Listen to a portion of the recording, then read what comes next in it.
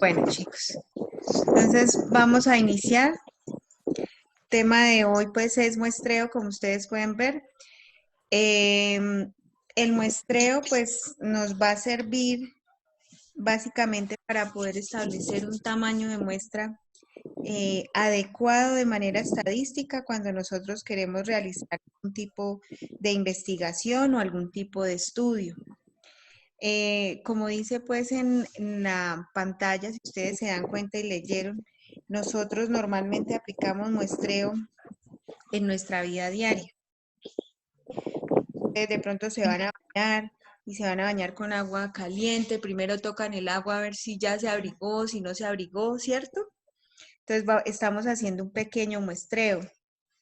Ustedes ven también parte de esa aplicación del muestreo cuando hay encuestas de favorabilidad por un candidato, por ejemplo, que se da mucho en la televisión y en la radio, donde sale pues toda aquella información que se ha recolectado de varias ciudades, de varios departamentos. Entonces, el muestreo aplica mucho en diversas situaciones que muchas veces nosotros estamos viviendo en nuestra vida cotidiana. Para ello tenemos que determinar un tamaño de muestra adecuado de acuerdo al tamaño de la población. Entonces, por eso nosotros tenemos acá que la población se divide ya sea en una población finita o infinita. En ese caso, cuando hablamos de una población infinita, hacemos referencia a una población que es demasiado grande o demasiado extensa, ¿sí? Y que de alguna manera se puede, en algún momento se podría llegar a calcular la totalidad de esa población, pero es muy dispendioso. Por lo tanto, nosotros consideramos que es una población infinita. Aquí tenemos unos ejemplos. El número de peces en un río, peces, imagínense una especie específica, o si hablamos de peces en general, el número de granos de arroz recolectados en una región. En el caso del arroz, por ejemplo, si nosotros vamos a ver, digamos, en la realidad podríamos contar los granos, pero ¿cuánto nos llevaría a contar la totalidad de los granos? ¿Cierto? Por eso el muestreo, si estamos hablando de que vamos a mirar el control de la calidad del arroz, se hace, en ese caso, es por peso. ¿Sí? Vamos a determinar un tamaño de muestra, si es por bulto, si es por kilos, si es por libras, por toneladas. ¿Por qué? Porque es muy dispendioso contabilizar la totalidad, en ese caso, de granos de arroz. Entonces, en ese caso hablamos de que es una población infinita. ¿Listo? Al calcular el tamaño de la muestra. Y hablamos de que tenemos una población finita, pues precisamente donde tenemos aquella que realmente podemos contabilizar el número de unidades o elementos con los cuales se va a trabajar. ¿Hasta ahí vamos claros, muchachos? Sí, profe. Sí, profe. Sí, Profe, una señora. recomendación que Sí. apaguen los micrófonos. Ok. Por favor, muchachos, apagar los micrófonos entonces para que podamos escuchar mucho mejor. ¿Listo? El del ventilador, hay uno con ventilador y se le escucha muchísimo. Ok, listo, chicos. Vale. Seguimos viendo la pantalla, ¿sí? Sí, profe. Vale. Sí, Entonces, señora. profe. Tenemos acá el muestreo aleatorio, que precisamente al denominarse aleatorio quiere decir que todos tienen la misma posibilidad de ser seleccionados en esa investigación o en ese estudio que se quiere realizar. Y en ese tenemos varios tipos de muestreo. Nosotros solamente vamos a trabajar dos, que son los más típicos, los más utilizados para la mayoría de investigaciones o las investigaciones a realizar. El primero de ellos es el muestreo aleatorio simple. En este caso, ese muestreo aleatorio simple es una forma en la cual nosotros vamos a calcular el tamaño de la muestra cuando tenemos una población que no es tan extensa y que obviamente podemos de alguna manera determinar pues el tamaño total de la población. En ese caso es uno de los métodos más utilizados, por no decir el que más se usa en la mayoría de investigaciones.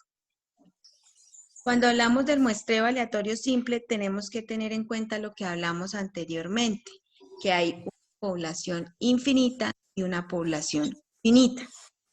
Dependiendo de la población que tengamos, vamos a una formulita. En el caso, le agradezco por ahí al del micrófono, cerrarlo por favor. El tamaño de la muestra, para ese caso del muestreo aleatorio simple, vamos a tener unos elementos que son los que están aquí, que van a conformar las formulitas para poder determinar el tamaño de la muestra. Entonces vamos a denominar a n minúscula como la muestra, n mayúscula va a ser el tamaño de la población, esto lo teníamos también en las tablas de frecuencia, ¿recuerdan? Z, que va a ser el nivel de confianza, ya vamos a explicar cada uno de estos. Este nivel de confianza lo vamos a establecer por la tabla de distribución normal, son valores que ya están dados. P, que va a ser la probabilidad de éxito, Q, que va a ser la probabilidad de fracaso, y E, que va a ser el error de estimación. Entonces vamos a ver detenidamente cada uno de estos elementos que conforman las formulitas. Vamos a ver primero qué es el nivel de confianza. Entonces, el nivel de confianza, de alguna manera, es un valor que permite establecer del total de datos que nosotros tenemos de la población, cuántos de esos datos se encuentran representados en determinado porcentaje. Ese nivel de confianza lo que nos va a permitir establecer de alguna manera es precisamente qué tanto confiamos en la información que vamos a recolectar en la muestra. ¿Me están entendiendo? Sí, señora. Sí, señora. Sí, Vale. profe, sí. Vale. Sí, profe. Listo. Entonces, ese nivel de confianza, como les decía, ya está dado por una tabla de distribución normal.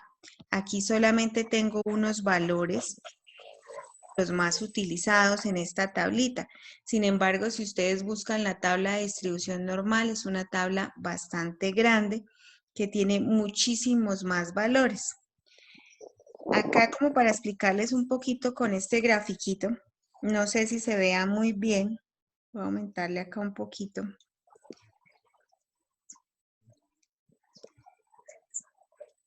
Esta es la curva de distribución normal. Y precisamente esos valores del nivel de confianza y de Z están establecidos por esa curva de distribución normal que tenemos acá. Donde aquí está la media. Tenemos un 50% de los datos hacia la izquierda y un 50% de datos hacia la derecha. Cuando hablamos de 1 sigma, hablamos de un nivel de confianza del 68,27%, que es lo que tenemos acá. Para un Z igual a 1, hablamos de un 68,27% de confianza en los datos. Si hablamos de un Z igual a 2, hablamos de un 95,45% de confianza en los datos. Y si hablamos de un Z igual a 3, hablamos de un 99,73% de confianza en los datos.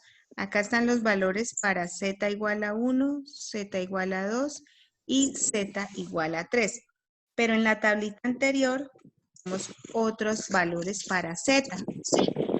Tenemos acá, si hablamos de que solamente tenemos un 50% de confianza en los datos, estaríamos hablando de un z igual a 0,6745.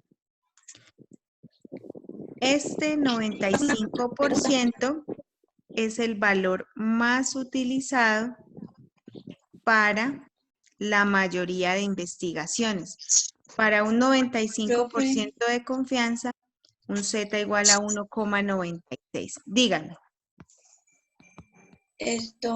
Estamos haciendo el ejercicio o algo así, es que No. de repente estamos en la primera y después bajo a una gráfica y después ahora en esto, entonces no, me perdí. No. No, hasta ahora les estoy explicando qué es el nivel de confianza. ¿Qué significa cada...? Hasta ahora les estoy explicando qué significa cada cosa que hace parte de la fórmula. Hasta ahora estoy explicando es el nivel de confianza. Que estoy complementando con este gráfico para explicarles básicamente de dónde salen los valores que hacen parte de la tabla de distribución normal. Que yo les decía que acá en esta tablita solamente les coloqué los valores que comúnmente se utilizan más, pero que si hacemos búsqueda de la tabla de distribución normal, ustedes van a encontrar que es una tabla bastante grande que tiene muchísimos más valores de Z para diversos niveles de confianza. ¿Sí? Sí, profe.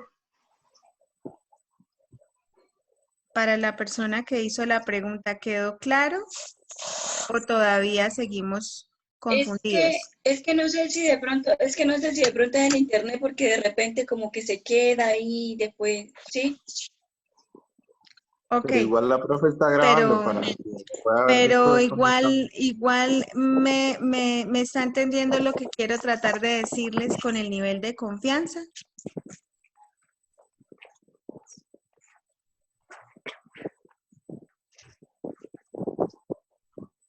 Miren el chat, profe. Hola, hola. La mayoría están diciendo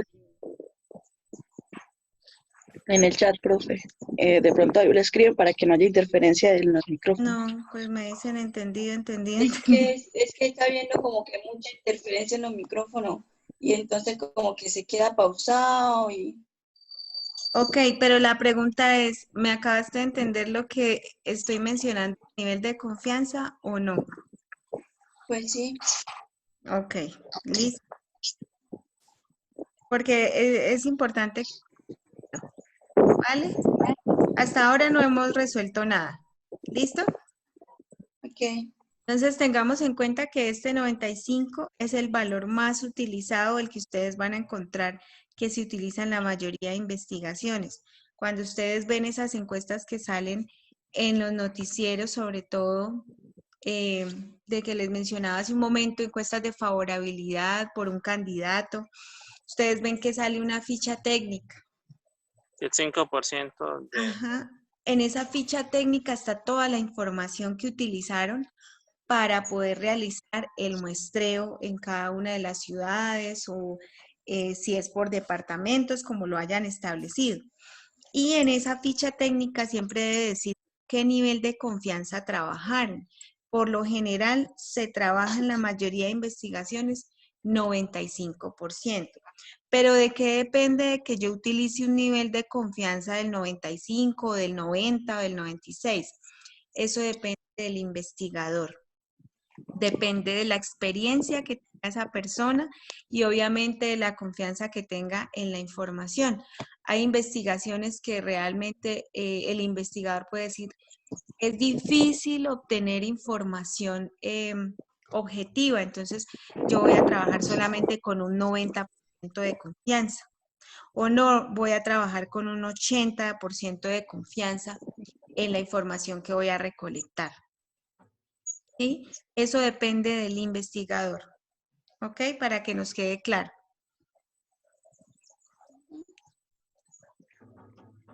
¿Vale? El otro elemento, sí, diga. Profe, y el nivel de confianza no depende de qué tan, por ejemplo, ¿es mejor una de 95 que una de 90 o no tiene nada que ver? Sí, claro, porque estoy diciendo que si yo trabajo con un 95 o con un 98, pues quiere decir que el tamaño de la muestra va a ser de alguna manera más grande. Aquí, como ustedes ven, Profe, el tamaño de en la un muestra caso, tiene una usted nos daría, relación. Dígame.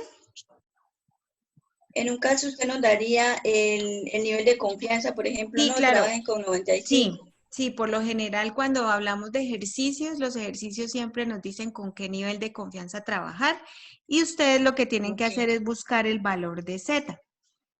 Pero en Ok, el caso vale. de la vida real, si ustedes van, por ejemplo, a hacer una investigación donde tienen que aplicar algún tipo de muestreo, ustedes son los que definen con qué nivel de confianza trabajar. Por eso les digo que por lo general uno trabaja con el 95.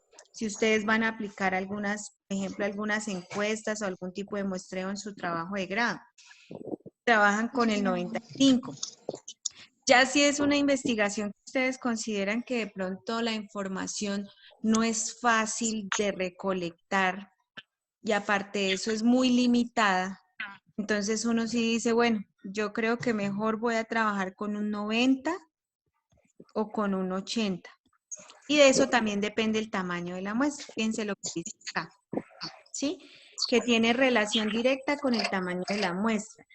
Que a mayor nivel de confianza, más grande debe ser el tamaño de la muestra. Si yo trabajo con un nivel de confianza menor, pues la muestra tiene que ser pequeña. Y realmente, si nosotros nos ponemos a analizar, pues tiene coherencia.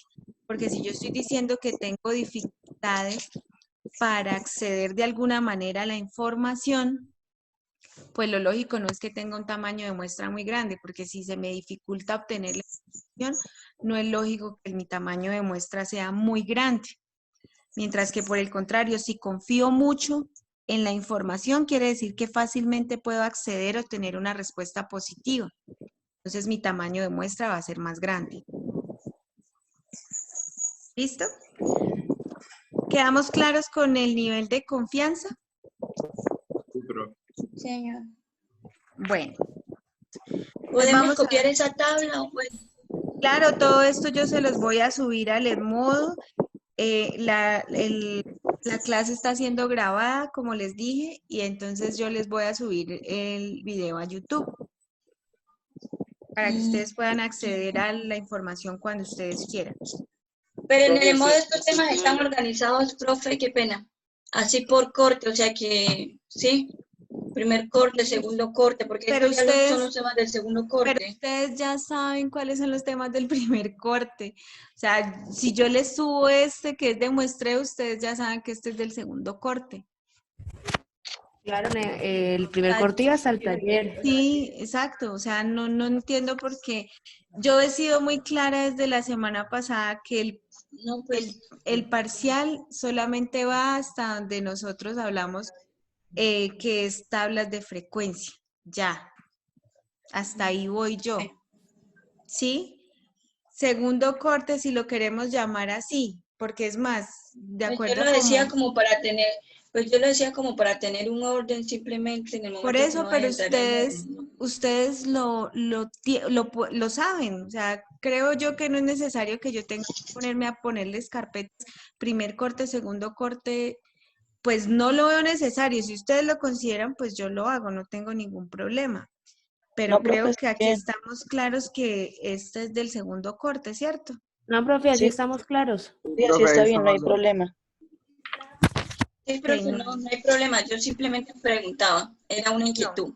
no, tranquila, no se preocupe. Pero igual sí quiero que quede claro para todos que esto es segundo corte, si lo podemos llamar así. Es que es más, de acuerdo a cómo se está manejando la situación ahorita, uno podría decir que los cortes los podemos manejar nosotros de otra manera, teniendo en cuenta que el sistema está habilitado todo el tiempo. ¿Sí? Pero pues igual vamos a seguir el esquema que desde el principio, de alguna manera, yo les dije el primer día de clase. Sí, aquí más o menos, y creo que algunos me preguntaron que generalmente hasta dónde iba el primer corte, yo siempre les decía que máximo, máximo hasta este punto, pero no alcanzaba a veces a llegar hasta muestreo, probabilidad. Entonces casi siempre el primer corte, tablas de frecuencia. ¿Listo? Usted sube el link a Sí, Edmodo. yo les subo el link al modo para que ustedes puedan acceder al video y igual les subo esta información para que ustedes tengan este documento. ¿Ok? Listo, profe, gracias. Vale. Entonces vamos a seguir acá. Vamos a seguir acá con los otros elementos de las fórmulas. Listo, tenemos entonces el error de estimación, que ese error de estimación hace referencia precisamente a cuál es el error que yo puedo tener a solo investigar una parte de la población y no la población completa. ¿Sí? Este error de estimación también es un porcentaje, pero no es complementario con el nivel de confianza.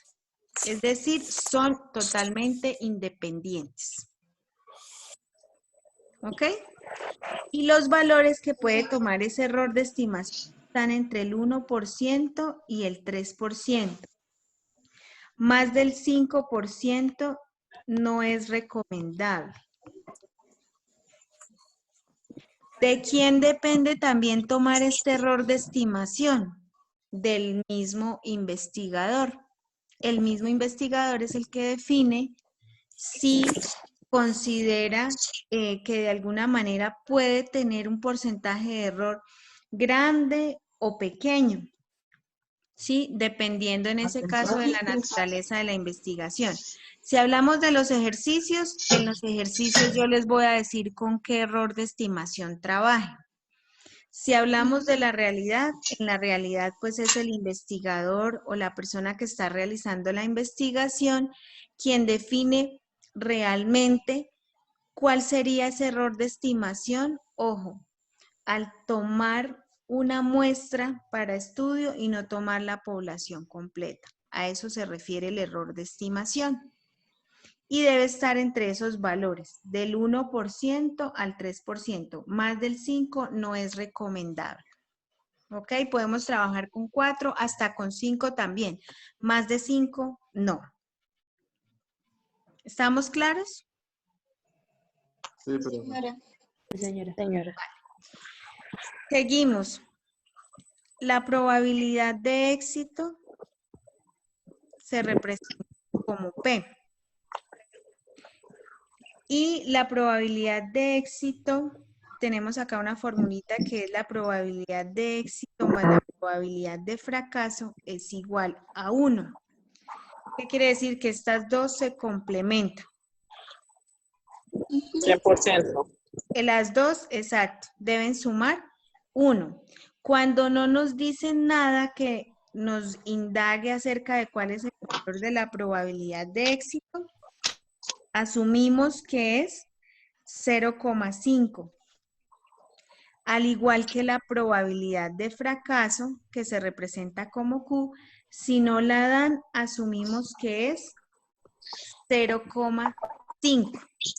0,5 más 0,5 es 1. 1.